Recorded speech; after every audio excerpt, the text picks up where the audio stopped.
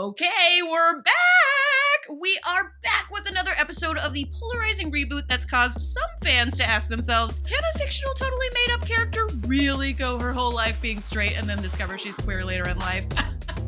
No. We own the character of Miranda, and that straight. Ooh, look at this episode description before we watch.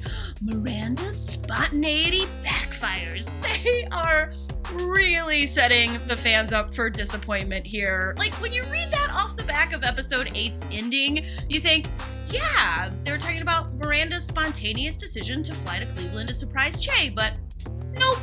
They might as well have ended episode 8 with Miranda farting into a fishbowl. Cause that didn't matter. We start the episode off in my favorite way with the three girls having lunch together. I gotta say, even 9 episodes in, it still feels weird saying the three girls. I was responding to a comment on one of my other recap vids, and while I was writing my response, it occurred to me that maybe this show just doesn't work without Samantha. Like, it obviously works for me, but maybe it just doesn't work for the broader fan base. Carrie's downstairs neighbor, Lizette, stops by to give her a gift, aka ask her to promote her jewelry line on Instagram. I kind of feel like my position has soured me on stuff like this. I get offers on Instagram all the time to make content in exchange for the free product, and I'm not trying to be a but like, why the would I work spending hours to promote your brand and product in exchange for like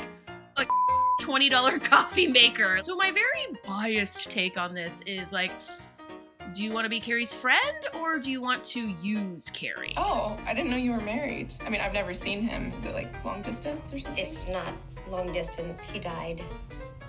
And that, people, is why you don't ask too many questions. And if you do ask questions, make sure they're the easy to answer kind. Like, oh, notice there's a dog in your home. Is that your dog? So these are your choices. You could either learn to use a tampon or skip the pool party. Yes. We all remember the period in the pool dilemma now, don't we? You see, the thing Lily doesn't know, that my 14-year-old ass was totally aware of, is that you totally can wear a pad in the pool, which I did multiple times. Not surprisingly, it often fell out. And in those cases, I proceeded to leave it there. Not for my family to clean up. Hell no, we didn't have no pool. For what I inevitably assumed was some wealthy family's pool guy to deal with. Oh my God. Just teenage me, am I right? We find Che and Miranda eating at a diner together, and I keep thinking, like, what is this? What the hell happened in Cleveland? Like, the way they set this episode up pretty much took all the tension out of the Che-Miranda plotline they'd spent last episode building up. I was super shocked and disappointed. It very much felt like a balloon slowly being deflated. The whole episode, I kept thinking, they're gonna mention Cleveland. They've got to mention something about Cleveland. But then I was just left at the end of the episode like, they didn't say anything about Cleveland. I guess we're done talking about Cleveland. Instead of answering what the hell happened in Cleveland, we get Miranda classifying herself as Che's girlfriend and Che looking rather uncomfortable with the classification. I'm so embarrassed. Okay, we're like your biggest fans. Oh, and you hooked up with a friend of ours, Melvin DeGaio in Buffalo. And you slept with another friend of ours, Aubrey. Oh my God, who does that? Especially after Miranda just called herself Che's girlfriend. Also, shoving themselves into Che's booth the way they did? Why didn't they just throw themselves on the table and ask Miranda to film a quick orgy? Like, I get it that it's like social media and everything, but boundaries, people. Boundaries. And the whole date just passes by like nothing. This show has lied to us. They left us hanging on the edge of our seat last week, and now this. Do you think it's possible somebody, like, uploaded the wrong episode to HBO? Like, I mean, I guess mistakes are possible, like, at any level, right? Seema and Carrie are waiting in line to get into a hot club. Seema's words, not mine. And I'm kind of like, what's going on here? Until they reveal it's Seema's birthday. Why didn't you tell me? I'm not a birthday person. I don't want all the fuss. I just want to go dancing tonight. Oh my God, Seema, yes! a woman after my own heart. I'm not a big drinker, I don't go to dance clubs, but every once in a while, it just feels good, you know, like on your birthday, to dress up like the douchebags from Entourage and go to some place that isn't your couch at home and just like, you know, have a night out. Oh, is this a Jewish dinner? You know, the Holocaust is a hoax, right? Get out! What was that? Did Anthony pick up a white supremacist? I'm confused. But it was really funny, so I'm not complaining. Do you want me to just show you on me? Ew, gross, no. Yeah, I don't know how one even begins to explain tampon storage. Yeah, that's how I say it. Just relax all your muscles. Picture butter melting.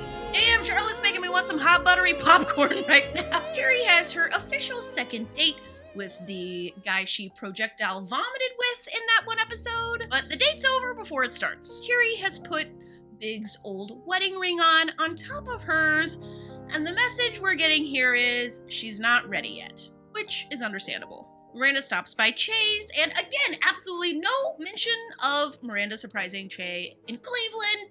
It's just gone. It's just gone from the air. Che isn't exactly thrilled to see Miranda, but it's not because there's somebody else there. It's because Che was working on a writing project and didn't want to be interrupted. To which I say, do New York City apartments just let anyone in? In Chicago, literally the porter potties have locks on them. I mean, you cannot get into a dumpster. We lock our dumpsters. How are these New York City people surprising each other? Like they're down in Bama, walking the half mile over to Ned's. Sorry. Have your night. I shouldn't have come. So stupid. Who am I? Meg Ryan? Who am I, Meg Ryan? That was hilarious. And it makes it even funnier knowing that last week when Miranda said that I'm in a rom-com line, the entire fan base went bat your pants crazy. But I don't care how much they hate it. Cynthia Nixon pulls that line off like a comedic genius. I rewatched the scene and both times almost fell off my chair laughing. If you were a guy that I had just started seeing, I'm not a guy. You're not my girlfriend, and we're not dating. we're not.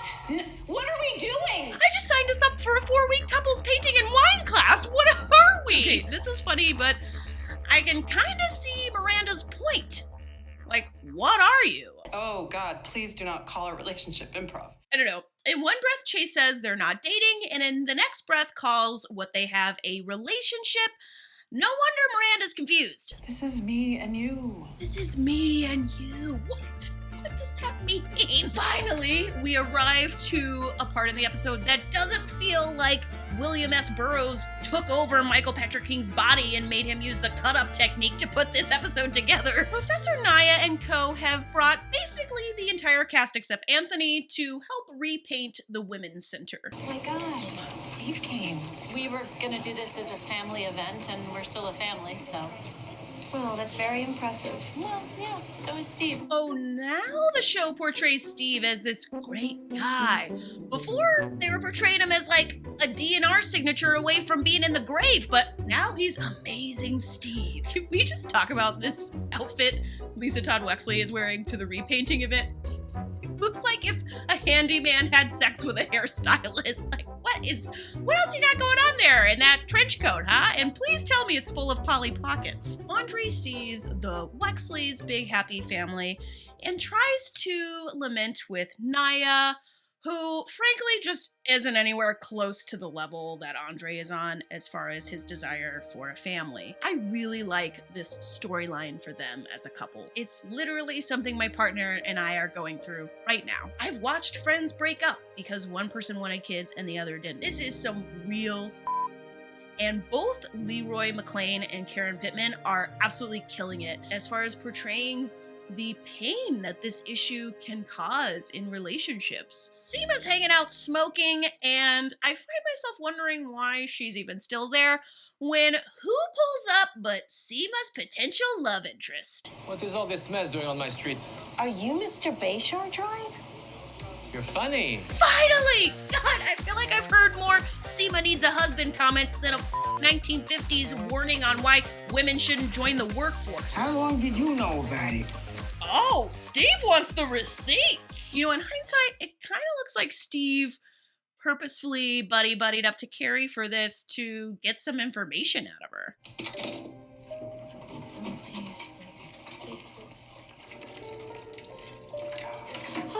And just like that, Steve saves the day. Wow, they really took us from a Motel 6 to a Ritz-Carlton with this episode 9 Steve portrayal. This ain't never coming off. I don't care what Miranda does. Oh God, no, Steve, no, this is so hard to watch. And I don't know if it's realistic. Like, I feel like we all have that line, and for most people, the having an affair and then saying you no longer love them and want to be with them, like, that's the line for most of us. So, like, I don't know how realistic this, Steve is just gonna continue to allow himself to be run over. It's like the show is just like, backing it up, and then run him over again, and then back it up, and then run Steve over again. Like, he just, like, it's kind of pathetic. Like, didn't this come off as pathetic to you? Or, I don't know. Like, I don't think that's the writer's goal to make him look pathetic, but that's how it came off to me. And, like, one person does not a marriage make. You know, Steve refused to take his ring off, like, that's not a marriage. That's just like a really sad guy who's like refusing to let go. Wow. And in the end, Steve refusing to take off his wedding ring is what finally pushes Carrie over the edge to take off hers. To conclude my thoughts on this episode, you know, they teased us with a fun Carrie Seema club scene, but all we got was a sad dinner. As high as I was on the last episode, this episode was a disappointment for me. It was funny and all, but until they got to the repainting part, I was just so frustrated and confused. It felt like I'd stumbled onto and just like that TikTok or something. It was just like, what? Just like a bunch of scenes strung together that it didn't seem cool. It was like they had hired the writers of Gen Q for one episode. You know, I'm thinking like, maybe we did this to ourselves. Maybe we all made this thing up in our head, this like Miranda going to surprise Che in Cleveland cliffhanger thing. But no!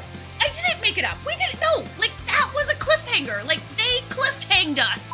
No, it wasn't just in our heads. And I am sorry, but I am officially over this show's floppy timetable. I never know how much time has passed between episodes, or even in episodes. It's a crapshoot. It's like the writers are a bunch of hippies who hop on their writer Zoom calls and are like, hey man, time doesn't even really exist. Like, it's totally a social construct. Like, the audience won't notice time.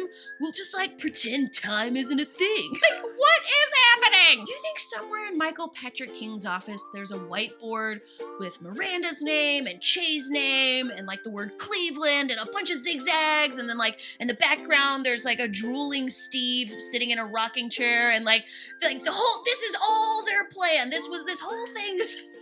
This is what they intended. Oh God. So, wow. What were your thoughts on this episode? How did you find it? Do you think I'm just being too sensitive and I should just move on and, you know, I got it wrong that last episode was a cliffhanger? Or did you feel as discombobulated as I did? Well, that's about it for episode 9. If they don't give us some resolution in episode 10, I'm gonna go full, they should have never rebooted this show on their asses. Just kidding. I actually don't think anyone has a right to tell somebody what to do with the thing they've created. So, all right, well, let's just wait and see what happens next week. This season finale. I'm Amanda. This is my Really Gay YouTube channel. Thank you so much for watching, and I'll see you next video.